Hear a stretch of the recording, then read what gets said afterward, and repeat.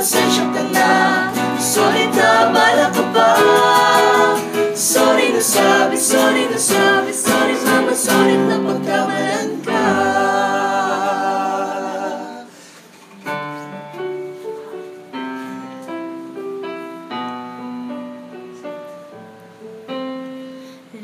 Limang taong nagtutulakan sa apenikang aking kinatatayuan, nag-aabang ng masasakyan patungo kung saan di ko malaman.